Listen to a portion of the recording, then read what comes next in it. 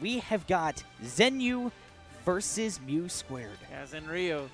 Also part of that Flow crew. Sorry, Zanryo, sorry. Zanryo, also part of that Flow crew, joining the likes of Cosmic Cosmos as well as Mew². It's a pretty stacked crew as far as up-and-comers come and go, I guess. Come and go? I don't know. Words are hard sometimes. English is hard sometimes. And both of these characters, seeing them played at a high level is also hard. Very few and far in between. Mew² being considered by many to be one of the best Mewtwo players, if not the best Mewtwo player in the world. And the same can be said about Zanryo as well.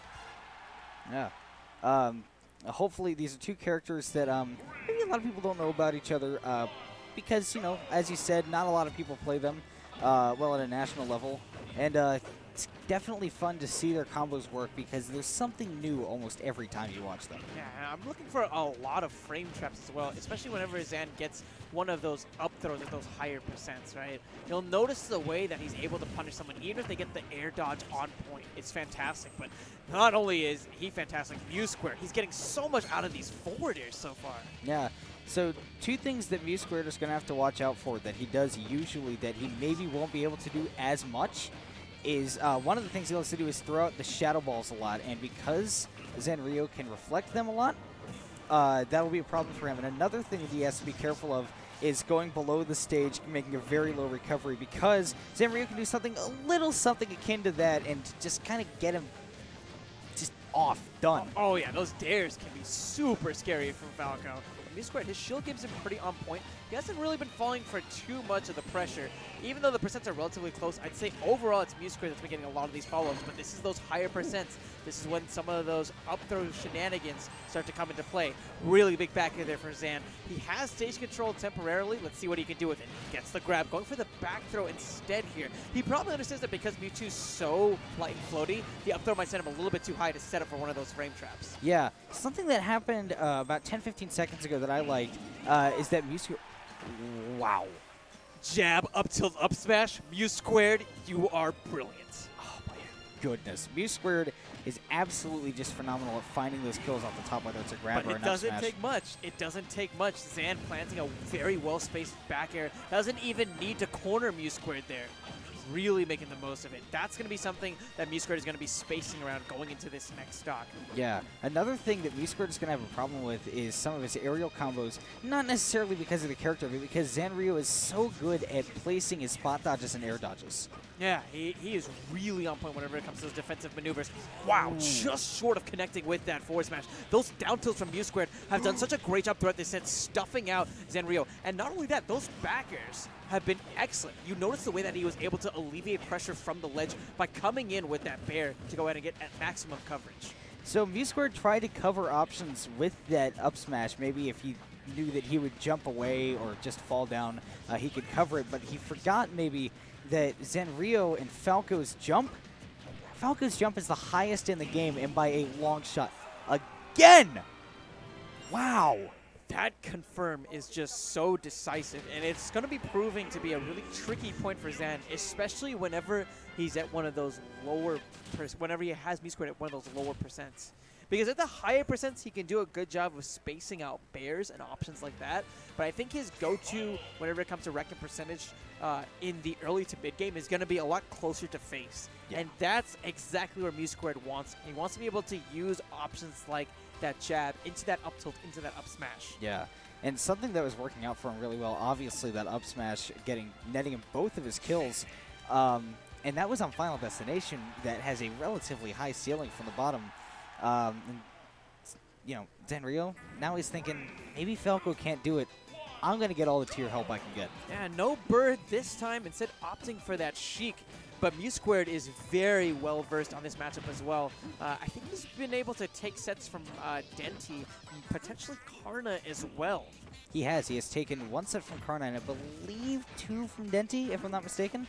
And yeah, he's maybe going to have a more difficult time against Zanryo because Zanryo's Sheik is incredibly, as you can already see, very movement-oriented. A lot of hard to track where she's going to go next. Yeah, and because it's so airborne, it might prove a little bit difficult for Mew² as well. As you can see, just hopping around a lot of Mew²'s options so far. The down tilt and the forward tilt might not be as effective because of how Zan is choosing to play this, as we see 75% already netted on Mew² compared to the 48 he's been able to put on Zan. Yeah, and it's just like anybody will tell you, a lot of a little bit will add up over time, and 93% to 58, while Mewtwo can get some of those harder hits, Sheik just eking out these small ones, already up to 103%, and it's been just a little over a minute. I know you're going to already see that Zan's doing such a great job of stuffing out a lot of Mew²'s approaches. The Needle's dealing with that back air, and earlier we saw a back air from Zan actually dealing with the forward air. Very tense. Wow. Ooh, great air dodge from Mew² to get away from that up smash, which I think was a great option. And a beautiful forward air as well. This is where Mew² starts coming back. Remember that Zan, playing a character like Sheik, doesn't have access to such a strong back air anymore like he did when it came to a character like Falco. And because of that, he's going to rely on that 50-50. Mew² on the other hand has that similar kill confirmed. There it is again! Now. Look at that. He uses that high damage, that high rage that he has to ensure that he's able to get that kill. Fantastic play from Mew² in the late game. It's really paying off as he's able to take stock 1 in game 2. Yeah, jab up tilt up smash has taken 3 out of 3 stocks so far, and having a lower ceiling obviously doesn't help that. So going for that momentum cancel down air, I think what that was, maybe it was an air dodge, I couldn't really tell. But almost getting carried off, obviously a factor that we've seen absolutely just turn around some matches on the stage. And Zanryo's having a little bit of a hard time now finding confirmed, since Mew² is such a light character at such a high percent. It's going to be hard. Yeah, it's getting to that awkward percentage where I don't even know if the 50-50 is viable. He might be approaching fair percentage, though. So Mew² on his last limbs, trying to get as much extra credit as he can. Looking for that stock, though. I love the confidence that we're seeing so far from Mew². He's going to be shut down. Oh, just kidding. Excellent DI. Getting right into that top right corner. Still back into this corner here, hoping to go and fight his way out. There's the Nairs stuffing out Mew²'s attempt. A back air, but it's going to be launching him towards the left side. Mew² right back into play. Mew² is doing a fantastic job of playing this frustrating, patient game. Now that he's at 192%, the kill from Zanryo, should he get it, is going to have to be based entirely on a read. It's just so tough at this point. I mean, Sheik has so many fast aerials. Zan just has to figure out the right aerial to choose and get the right positioning whenever he does it as well. Look at this, 200% on a character that is the second or third lightest in the game? I believe it's the second, second or third. Up tilt kills. Oh, is that F tilt? That was, or sorry, F tilt, yeah. Man, that's how you know you've been living for too damn long. Mew², you monster. Not a smile on his face as he takes Zanryo to the closer and closer to the kill percents. I think with a little bit of rage, that jab up tilt up smash is going to be the end. And that grab, though, that up throw is also so good at ending those stocks so quickly. So that that has a lot of mix-up variety as well that Zan has to deal with. He can't just shield expecting the jab, because sometimes Mew² can mix it up, get the grab instead. And at this kind of percentage, I wouldn't be surprised if it ends the stock. That's going to be a dash attack there.